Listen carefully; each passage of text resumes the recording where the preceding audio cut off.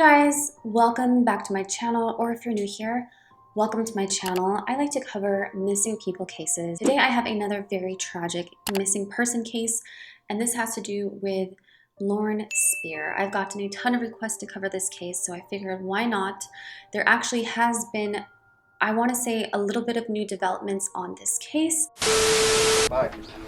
Garrett says he does not believe she was kidnapped. He says he was given information from a source that Lauren's college friends hold the key to the mystery. He had heard that she was at a party, had a bad reaction to ecstasy, died. They panicked and moved her to the Ohio River. This month, this year, this family may or may not find a little bit of justice. So let's get into some of the case details, some theories, the timelines, etc., and basically bring you guys up to speed on the case of Lauren Spierer, who went missing on June 3rd, 2011 after partying at a bar in Bloomington, Indiana. Just so you guys know, Lauren Spierer is 4'11", blonde hair, light blue eyes. She is a Caucasian woman. She was 20 years old at the time of her disappearance. So that was about 6 years ago, so she would be 26 years old. She was wearing black leggings, a white tank top with a loose button-up blouse, I believe, on top. It was a light-colored button-up shirt over it and a full-length black stretch pants, and she was not wearing any shoes. She did not have her cell phone with her or her shoes because she did leave those at the bar, and I do not believe that she had her keys or her purse with her at the time of her disappearance because those were found later on. So friends and family of Lauren always said that she was a fun, cheerful girl. She was always sunny. She brightened everyone's day. Literally, she was so happy. She had so much going for her in her life. She was very excited to continue school, and she was really talented at what she was going to school for. So really quick, I do want to let you guys know that I will leave any links down below in the description box about this case. There is actually a website. I think it is ran by her family. It's called findlauren.com, and it has a lot of touching stories and information about the case and Lauren in general from her family. So if you guys are really curious on learning a lot more about this case and about Lauren Spierer herself, I would actually really recommend visiting that website because it's going to be a little bit different and probably a little bit more accurate and empathetic than just a news outlet or some sort of random website online. Lauren was actually last seen on the night of June 3rd, 2011 on 11th Street and College Avenue in Bloomington, Indiana. Lauren Spierer was actually born and raised in New York in a very affluent part of town. She was born to Charlene and Robert Spierer, and her father is actually an accountant. She grew up in a very affluent part of town in New York State. So she actually graduated high school in 2009 and began going to school at college for textile merchandising. It is said that Lauren excelled at her studies, and she had a lot of friends, and a lot of people really liked her. They really liked to be around her, and she was actually out celebrating the night of her disappearance. So Lauren was actually very religious. She was Jewish, and she was very active in the Jewish community. In fact, she actually spent the summer before she went missing in Israel planting trees on behalf of the Jewish National Fund. She did have a boyfriend named Jesse Wolf, who she met at a camp years prior. And Jesse is actually not, okay, so this case is really weird because there are 3 men that are actually, to the public, considered possible suspects or persons of interest, but as of yet, well, until recently, there wasn't necessarily a really big suspect in the case, but there may have been a break in the case, like I said, as of 2 weeks ago, which I will get to at the end of this video. So on the night of her disappearance, like I said, she was out partying with a bunch of friends, but her boyfriend Jesse was not actually involved in this. I guess he says that he went home and was in bed, I believe, but Lauren was out partying it up. She's actually seen on different surveillance cameras.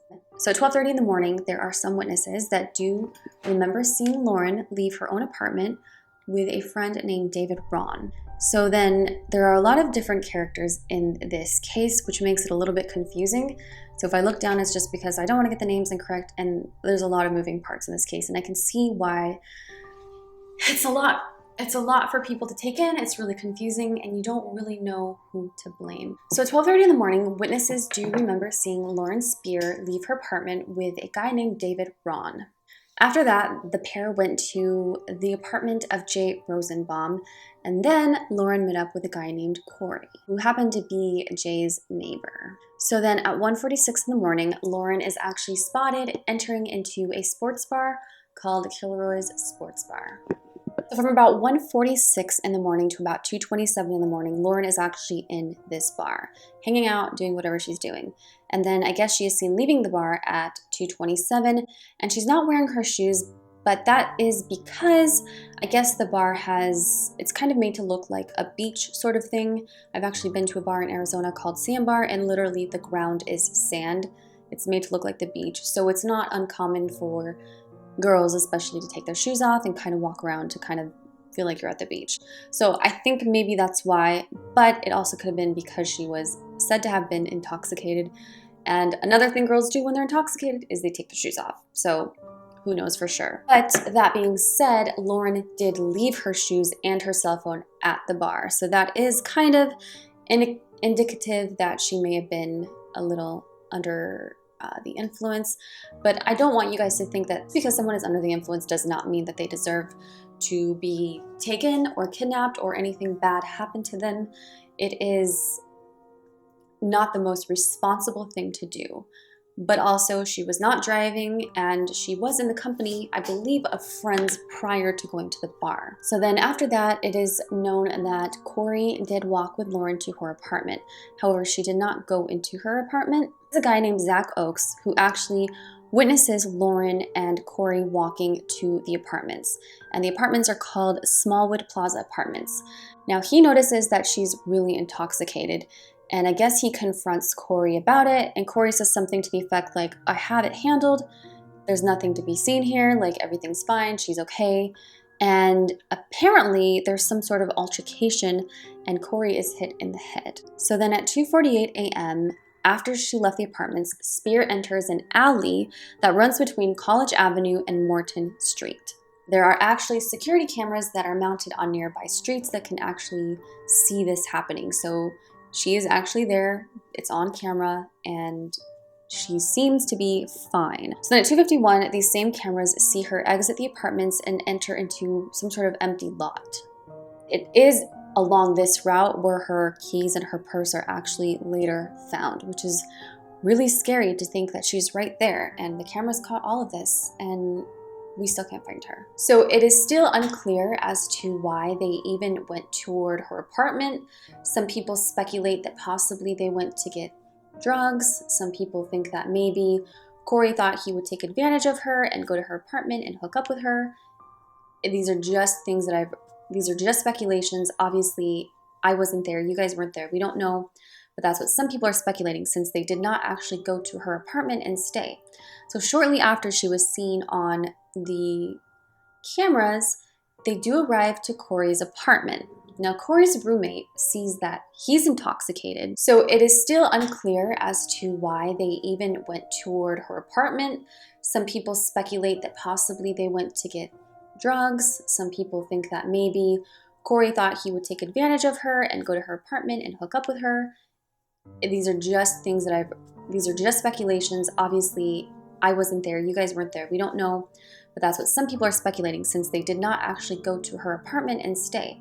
So shortly after she was seen on the cameras, they do arrive to Corey's apartment. Corey's roommate, Michael Beth, see that they're both very intoxicated. In fact, Corey is so intoxicated he proceeds to vomit on the carpet. I guess he goes to bed, and then Lauren I guess they try to reason with Lauren and ask her to stay and like sleep on the couch or something because she's not safe to go out because she's very intoxicated. But I guess she didn't want anything to do with that. Some people are saying that she wanted to leave and go back to her own apartment, and then some are speculating that she wanted to actually leave and go party some more. I doubt that, but at the same time, you know, you kind of wish that the guy would have at least tried to call someone for her, possibly walk with her to her apartment. I don't know. That's kind of where I get a weird feeling about it because the guy says that he escorted Corey to bed and then he asked her to stay. Now, I don't know how well she knew Corey's roommate. Maybe they were all friends. I don't know exactly the extent of that friendship. But Apparently, she refused to stay, and I guess she left and said she was going back to her own apartment. Now, keep in mind, her phone was left at the bar. She has no shoes on, and at some point, she loses her purse and her keys near that empty lot where she was seen just before she went to Corey's apartment. So then, I guess at 3:30 in the morning, Michael Beth, the roommate of Corey, ends up calling their neighbor, Jay, the guy from before. See, there's a lot of moving parts in the story, and there's still the boyfriend unaccounted for. Corey apparently is upstairs asleep. Okay, so I guess while he's calling the neighbor next door, Lauren is asking him to go to her apartment and continue drinking. And he's like, no, I don't want to do that. Because I guess he didn't want to go drinking with her, she ends up going next door to Jay's house. Now, Jay says that he saw that she had bruises on her eyes, and apparently they think she got it from falling earlier, although I don't really remember hearing that she fell, but maybe she fell because she was intoxicated. So apparently 2 phone calls were made from his phone, from Jay's phone, one from Lauren herself and one from him. No one picked up those calls, but it's kind of weird. So then Jay reports that at 4:30 in the morning is when she actually left his apartment. This is the last reported sighting of her. He reported last seeing Spierer at the intersection of 11th Street and College Avenue, headed south on College. She was last seen barefoot, wearing black leggings and a white shirt. This do say that after Jesse did contact Lauren, he didn't get a response from her, but apparently to his surprise, he did get a response from the waiter at the bar that she had been at previously. Immediately, this case made big headlines. The FBI was involved, the police were involved. A lot of people think that this is another example. It's immediately dubbed missing white woman syndrome because the media coverage on her missing, the FBI was involved, the police were involved, people everywhere knew about this case, and in fact, still today we know about it. I'm glad for that, but this is another example of how sometimes white women are treated a little bit differently in the media as far as when they go missing than sometimes people of color or people that are not college students, that maybe have a different sort of lifestyle, that may be prostitutes or strippers or that sort of thing.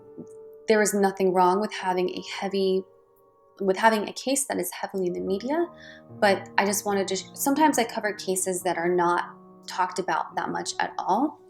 And then you get cases like Lauren's, who is someone that the media really does like to talk about. You know, she's pretty, blonde, college age, and, you know, the people have 3 men basically that they are kind of looking at, because there are some speculations that even the boyfriend could have possibly had something to do with this, just because she was out with other men. Kind of. She was drinking with one of the guys, and she was at another guy's apartment, and then she kept asking someone else to go out drinking with her.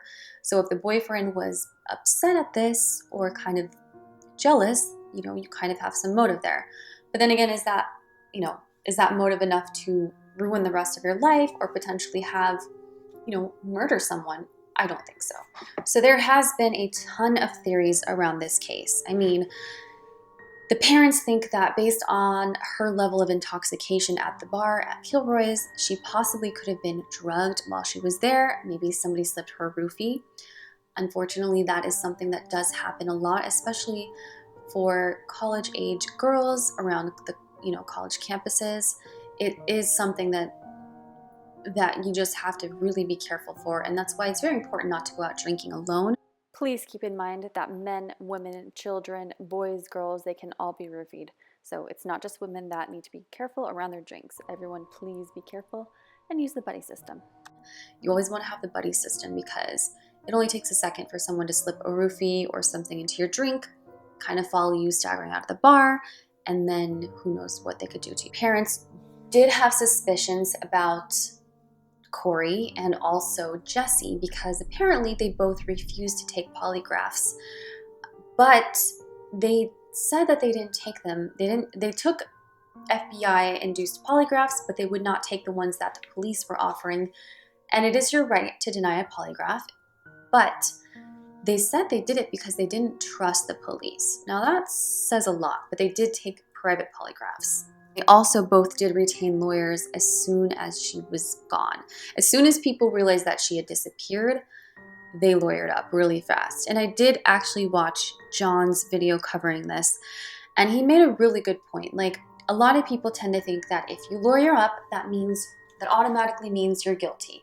But in this day and age, with people, I mean, you get people falsely accusing others all the time, and it would suck to be the last person to be with someone that disappears. I mean, these guys very well could have had nothing to do with her disappearance. Maybe they should have been a little bit more protective of their friends. I mean, not maybe, I think absolutely. But at the same time, this is an adult woman, and while that is the right thing to do, it's not necessarily criminal to have left her. But there are also other theories that perhaps one of them actually gave her drugs and they were partying, and maybe she OD'd, and that this could be a big cover-up because they got scared. That's another thing, like, because if you gave someone drugs and that person ODs and dies, at the very least, I think you could still have a manslaughter charge, and that's enough to scare someone. At the same time, it could be a little far-fetched, but I guess it was said that Lauren did have meddlings with drugs, that I guess she was kicked out of a camp before for drug use, and they said that allegedly she snorted cocaine. You know, I find it very interesting that this case was so highly covered, and yet the media still wanted to somehow shed bad light on Lauren herself. But then they were also very adamant about covering this case at the same time and finding her. I mean, even celebrities were tweeting to help find Lauren. A private investigator named Bo that was hired by the Spierer family did say that it is a possibility that she overdosed on drugs. I guess a lot of the kids on campus were always caught buying pot and pills and ecstasy and all kinds of things, and it is motive enough that if she overdosed, they were all trying to protect each other by hiding her body. They said it is a possibility, so maybe, or two of those men that had last seen her had something to do with it. I don't really know how they think that Jesse could possibly be part of it, but perhaps she did leave Corey's apartment, went to Jay's apartment, and then from Jay's apartment went home. Maybe she did very well make it home, but then maybe Jesse was there waiting for her, and he was upset that she had been out with some other men, and maybe he got jealous, and, you know, you can fill in the blank. But at the same time, if that was really a possibility, I feel like the police would have really investigated into that a little bit further.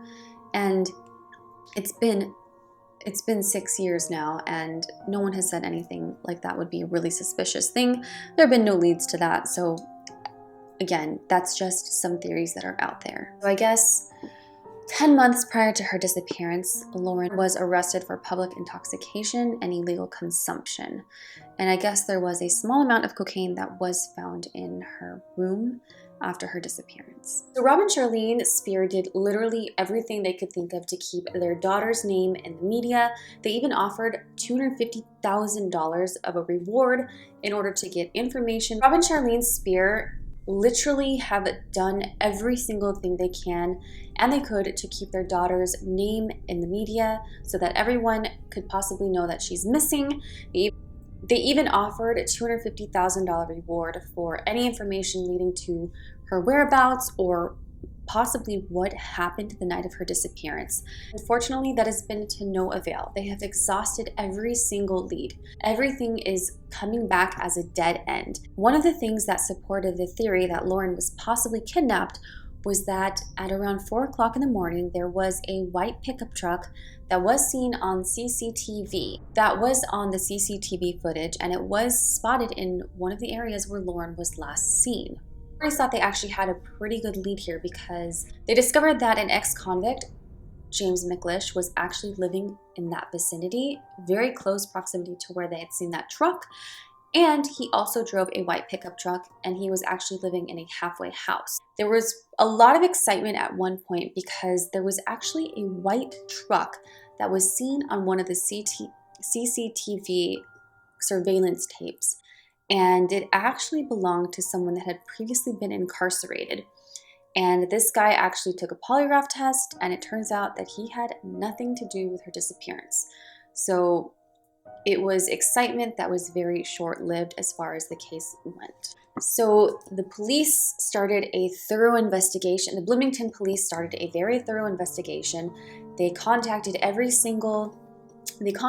questioned every single person of interest, every single witness that they could possibly think of. They even did collective DNA testing. Every single lead came back with no answers that would further help the case. And her friends were very supportive, even though they did all hire lawyers right away. But like I said, it's one of those things that if you're one of the last people to see someone who then goes missing, I can kind of understand why you would want to hire counsel, just in the event that, I don't know, just to protect yourself, I guess. But so like I said, Miklish was investigated for her disappearance, and he did have to take a lie detector test, but he did pass that with flying colors.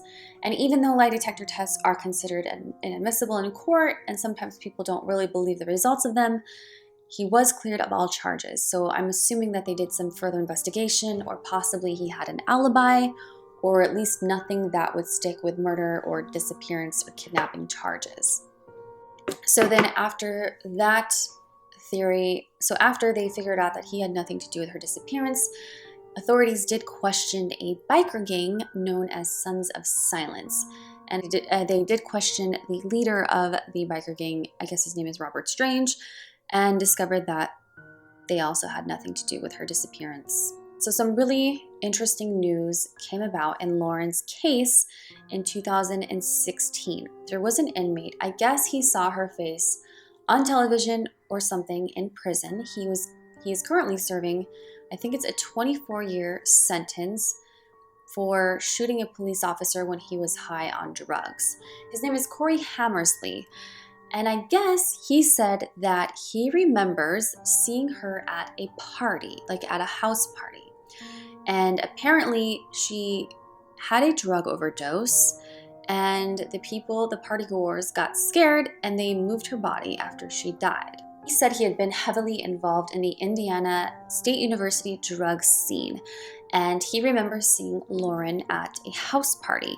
He's currently serving a 24-year sentence for shooting a police officer when he was high on drugs. I guess he somehow saw her photograph, and some sort of memory came to him, and he says that he remembers seeing her at a house party where a lot of drugs were involved. Apparently, everybody that Lauren was surrounded by was doing a lot of drugs. Apparently, she was on something also, and I guess, according to him, I guess they took her body to the Ohio River because they got scared, like I said, because whoever gave her the drugs would obviously be held accountable for her death. So to some degree, they would get manslaughter or whatever it is. Do you know what I'm saying? So according to him, they hid her body. So her family got really excited. Investigators were really excited. This was a new lead for them. It was 5 years at this point because he confessed to this in 2016.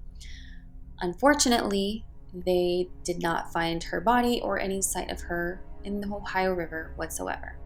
Now, that doesn't mean she wasn't actually put there, but again, with no body, they can't have any conclusion to this case. So there is something interesting. Another thing that happened is there was a man that was arrested that was from that area. He was actually arrested, I believe, in 2012. He is a Brown County prosecutor who does believe that there is a man who is named Daniel Messel who was arrested for the murder of another student in the same area where Lauren Spierer went missing. And apparently his modus operandum, his MO, is very similar to what happened to Lauren. I guess he had harassed several women. I don't know, I think there was something like 6 or 8 different women that had complained about him asking for a ride or asking for some sort of directions, and they got a really bad feeling. Some of them he even sexually assaulted, and she couldn't recognize, the one woman could not recognize him from, I guess, the stand. She did remember what he looked like whatsoever. but she did scratch him and she got his DNA under her fingernails. Now, his DNA was submitted to the Indiana states in 1991 for a different sort of arrest. This man is a lifelong criminal. He has been known to be violent, sexually assault, and he did murder another student, Hannah Wilson. So the prosecutor, Ted Adams, believes that he could have played a big key in the Spierer case. Now, of course, since there's no body, there's no way to really tell if that actually happened. And even if this man were to confess to her kidnapping and or murder at this point, it would be kind of difficult to believe, just because there are criminals, there are crazy people out there that have been known to confess to crimes that they didn't do. So unfortunately, all of this still does not bring answers to Lauren's family. My heart goes out to her family. I'm so sad for her family. I'm so sad for anyone's family that has a child that goes missing, or anyone that goes missing. And I can only hope that by still talking about this case, possibly someone might remember something. Maybe Lauren did overdose at that house party, and maybe one of the guys or partygoers responsible for putting her body in the Ohio River will come forward, or will remember something, or there's someone that knows something. So the family honestly just wants to keep her case out in the media, because perhaps someone will see her face and have some sort of memory similarly to Corey Hammersley. If it is true what he says, when he saw her face on television when he was in prison, he had some sort of, like, something jogged his memory. So possibly if one of you guys sees something, if you know anyone in this area, or anyone that might have talked about it, sometimes people cannot keep secrets that are this dark. So I'm truly just hoping that this family finally gets closure. Please share this story. Honestly, this is a case that's been highly publicized, but that doesn't mean that it doesn't need to continue to be out there in the public eye. This girl needs to be found, whether it is alive and well, or at the very least so her family can put her to rest. Her family will not be able to move on from this tragedy until they know what happened to her. That's it for today's video, you guys. Thank you so much for watching. Okay, guys, so thank you so much for watching. Please remember to always be kind to yourself and others, and I will see you guys on Monday for another video. I love you guys so much, and I'll see you guys later. Bye.